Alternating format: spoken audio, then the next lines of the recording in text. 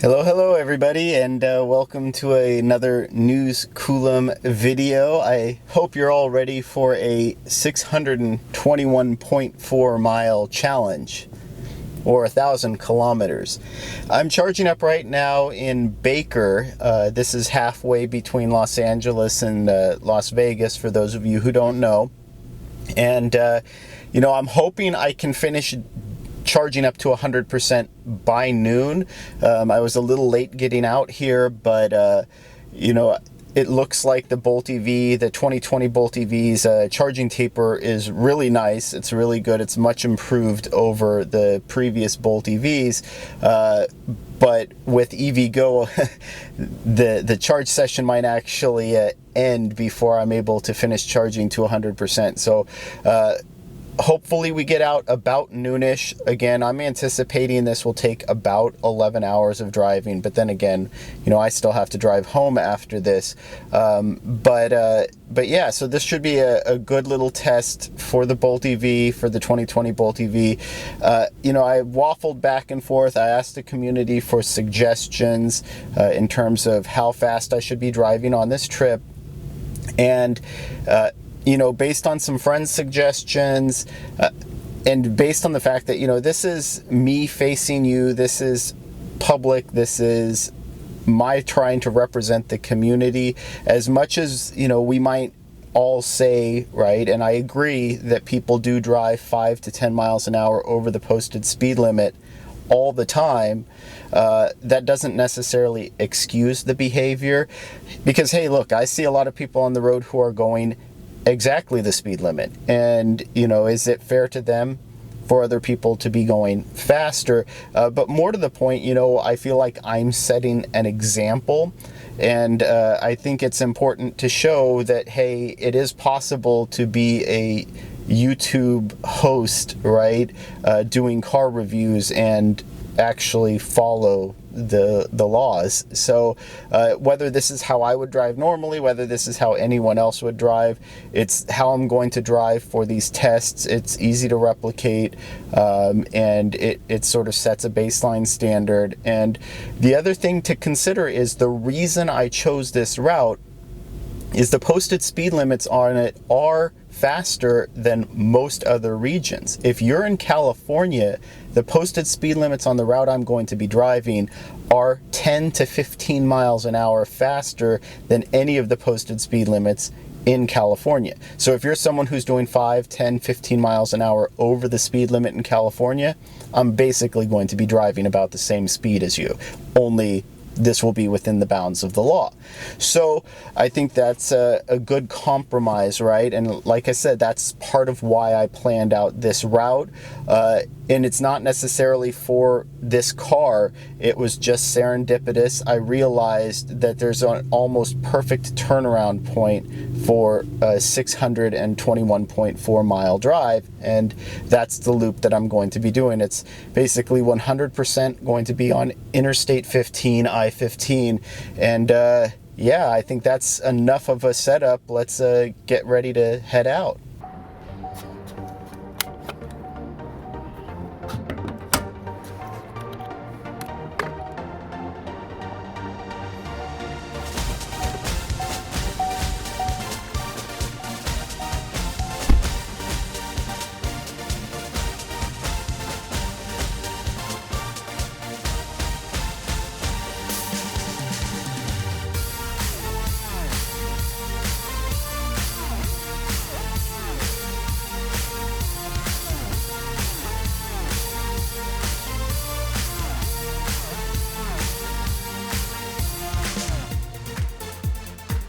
All right, well, we're here in St. George, Utah. Technically, I guess this is Washington, Utah. So St. George has been passed over for two different public chargers that I know of. They both ended up in Washington. There's a 50 kilowatt charge point that's just a little bit farther down at the Mavericks. But, you know, we made it here in about 3 hours and 7 minutes, 3 hours and 8 minutes, basically. We left it just after noon, and it's 4:08, 4:09 here when we pulled in. But there's an hour there that's due to we're crossing time zones basically, and so we're now an hour ahead of where we were. It won't matter ultimately, because by the time we return, right, we're going to be back in the original time zone. So there won't need to be any sort of fancy math to figure it out. But this does mean that right now we're averaging 70 miles an hour, or upon arrival here, a little bit more than 70 miles an hour, I believe. And that's not bad. I mean, considering it's the first leg, it's where we have the most battery capacity available to us. But to go, 210, 213 miles, I think it was exactly, on a single battery while averaging 70 miles an hour, that's a pretty decent leg that you can cover. I mean, to put it into perspective, we've literally done 1/3 of the trip already with our first stop. Now, things get a little bit tricky from here, because we have from this point, I believe it's about a 4,000 foot elevation increase, but then what goes up must come back down again. So we do have to account for that, where we're going to have to pay a little bit of extra energy up front in order to to be able to complete that trip. But the next charger should only be about 105 miles away. I haven't plugged it in. I'm just sort of like shooting from the hip right now and just kind of going as seems appropriate. All right, so we're getting ready to head out. Getting ready to leave. Now, the thing is that one thing I discovered about the new 2020 Chevy Bolt EV is that it actually doesn't have the step-down charging rate anymore. It has a tapering charging rate that looks similar to something like what Tesla is doing. And that actually makes it a little bit difficult to plan when to leave, because before it was very clear. Once you step down from 150 amps, you were only getting 100 to 105 amps. So that was basically time to leave, unless you wanted to take advantage of surplus power from the charger. But now it sort of slowly tapers down. So, at this point we're at 58%, but we're still drawing 121 amps. So it makes it a little bit more difficult, but then you also just have to kind of know how far you want to be able to go, and how far you want to be able to travel. And so I'd really like to be able to make it to our next stop, which is 102 miles away. But that charger, like I said, is about 4,000 foot in elevation above here, and the driving speeds are about 75 to 80 miles an hour, basically the entire way. So, I have to account for what would be less efficiency. Now, there's going to get to a point where it doesn't matter. I should just leave anyway. And we're really close to the Cedar City charger, and that's what makes it a little bit less effective, unfortunately. But if I have to stop and charge there, then I have to stop and charge there. But I wouldn't mind pushing basically 5 minutes longer here than I would normally want to charge, just for the option of going all the way to Beaver and basically removing an unnecessary charging stop, which could save 5, 10, 15 minutes basically. So well, we're gonna to push a little bit harder. I think I want to wait until the minimum range estimator is 100 and so miles, and then I'll feel a little bit more comfortable heading out, and then just being able to push it all the way up into Beaver, and then come on back. No pun intended. All right, well, it looks like the minimum estimated range is just over 102 miles now, and that's really, really conservative usually. We're still drawing 40 kilowatts, but, I think it's about time to go. So this would be about a 50-minute charge session. Let's go end the charger and, yeah, head out.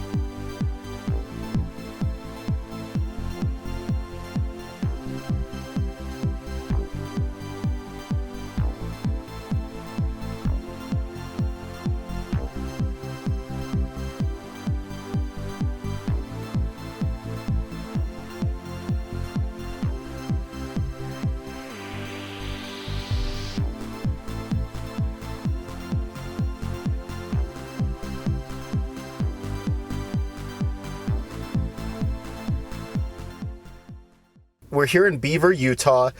We've been charging, well, almost 45 minutes now. I wanted to stop at a sit-down restaurant, and I needed a sit-down bathroom, and I got both. And so meal break is over. Really, the only decision at this point is, you know, how far up we want to charge. And so here's the thing, this is playing back into my philosophy again of minimizing the number of charge stops. So, you know, I'm not going to have time to review this site or anything crazy like that. We're probably going to be leaving in the next 5 to 10 minutes, maybe at 65% battery. You know, it's still at 40 kilowatt, but whatever. The thing is, the temperatures are dropping. It's already, you know, 38 degrees here. But part of our efficiency issue, I guess, getting here, I realized once we got here, we were facing a headwind. Well, we're turning around and heading back now. So that headwind is turning into a tailwind. So yeah, we paid a lot of energy up front to get here.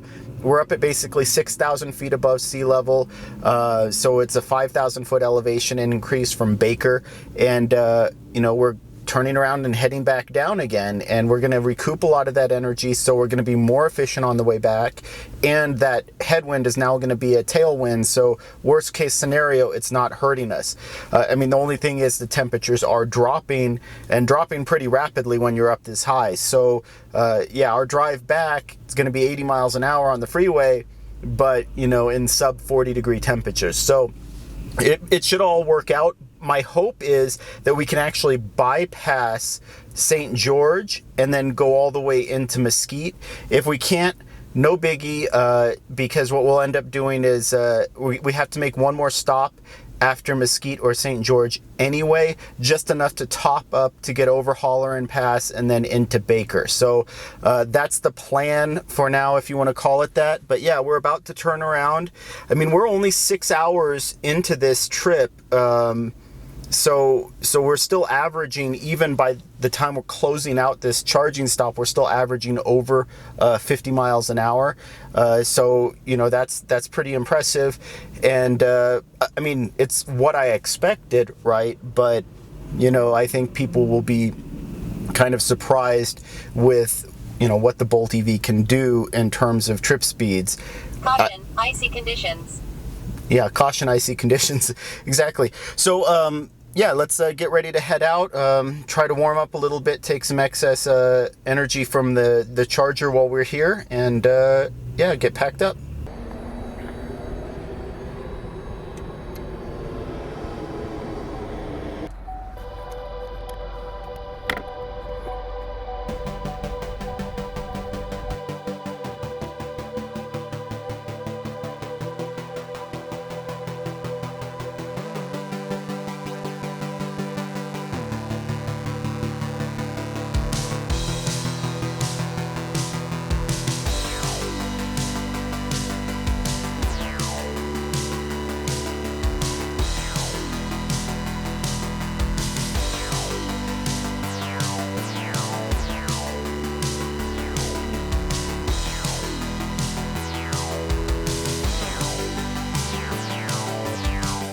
All right, so we're making you know, fairly good time here. We arrived about 8 hours and 15 minutes after we started here in Mesquite on the return run, just under 460 miles. So, you know, we're averaging well over 50 miles an hour right now, and this is where the awkward part of this trip comes in, because I know I'm at least going to charge up to 50 to 55%, right, before it starts to taper, before the 2020 Bolt EV starts to taper its charging curve. But the problem is that, say, 55% battery, that's not enough to get us back to Baker.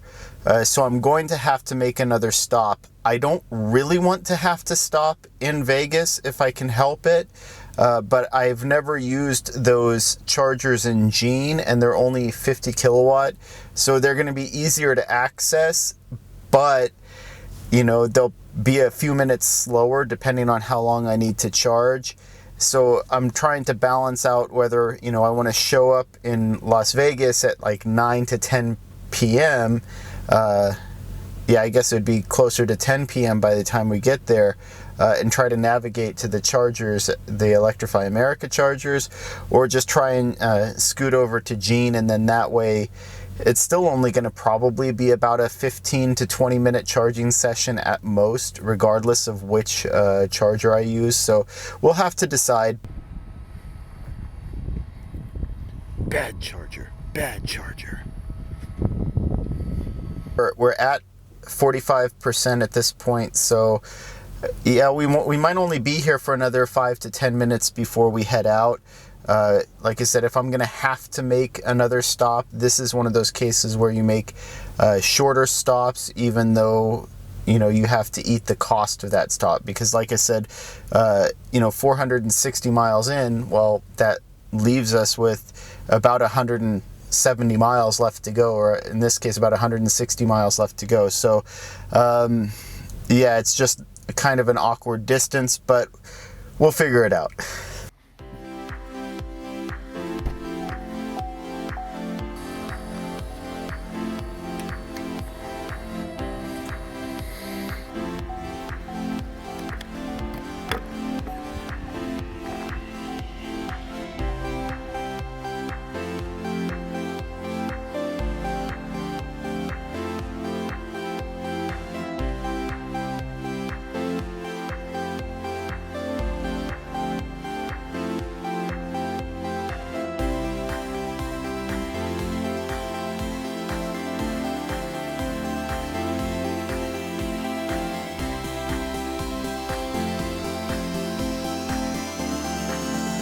All right, so we're charging up in Vegas. It's 10:30 p.m. right now, and it's probably going to be another 10 minutes, I think, before we're going to be able to leave, maybe 15 minutes minimum, which means that, our arrival time in Baker is probably going to be close to midnight, but we're going to actually hit the 621.4 miles, probably around 11 hours and 45 minutes would be my guess now.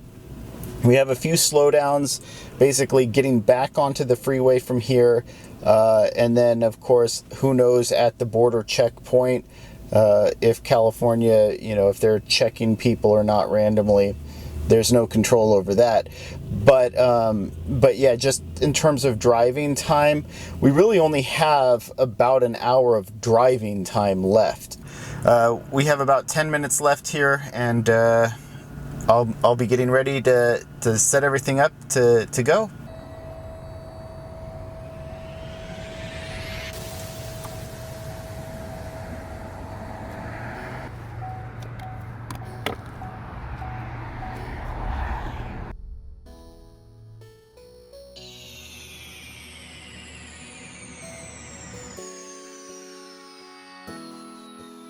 $621.3 and $621.4. So yeah, still within that minute. 11 hours and 53 minutes basically from the starting point. So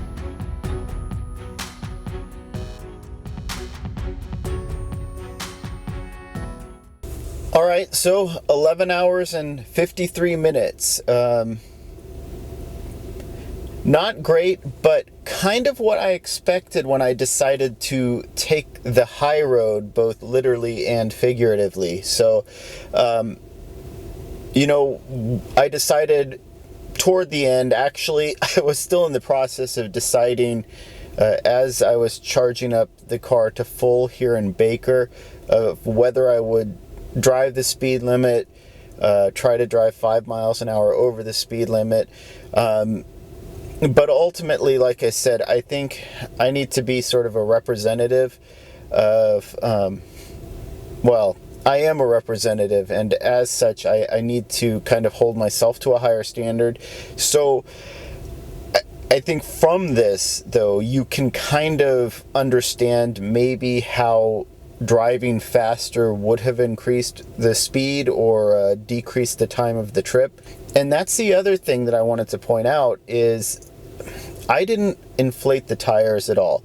And I was thinking about whether I should, but I drove this car exactly as it was delivered, And I think the tires were inflated to spec at sea level at about 70 to 80 degrees Fahrenheit.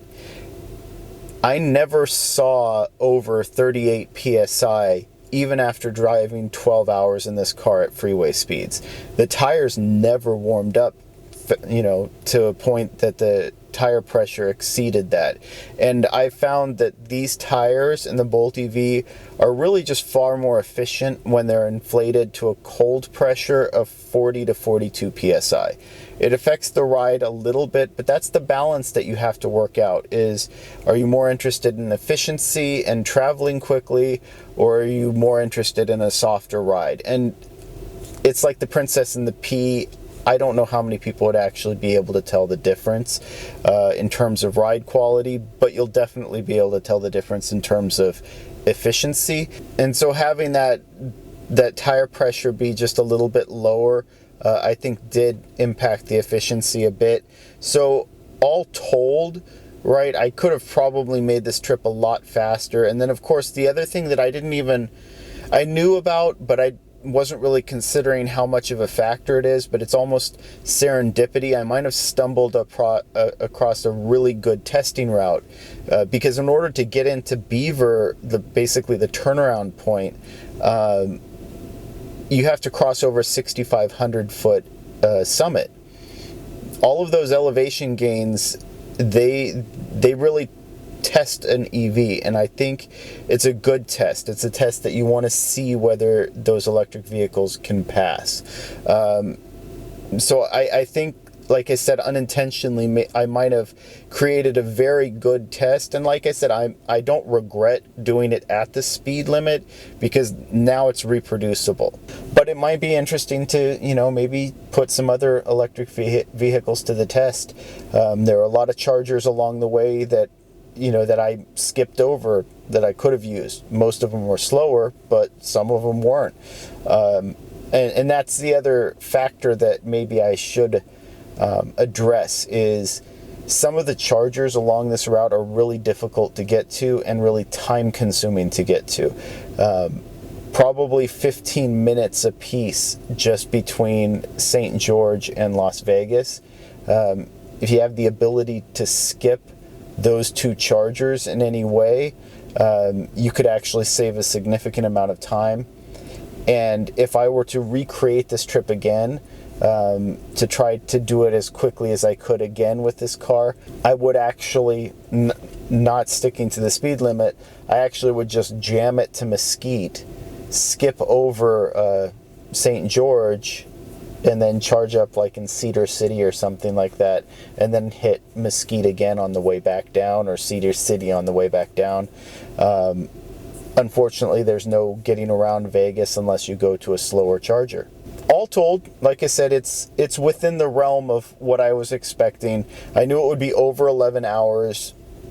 I was thinking more like 11 hours and 30 minutes, but there were some factors I wasn't accounting for. So 11 hours and 53 minutes is, yeah, about right. And if my quick back of the napkin math is correct on it, that would be about a 52 mile an hour average trip speed. Maybe more testing is in order. I hope this was helpful. I hope it was a good learning experience. By this point, it's probably a very long video, so thank you for watching, and have a good one.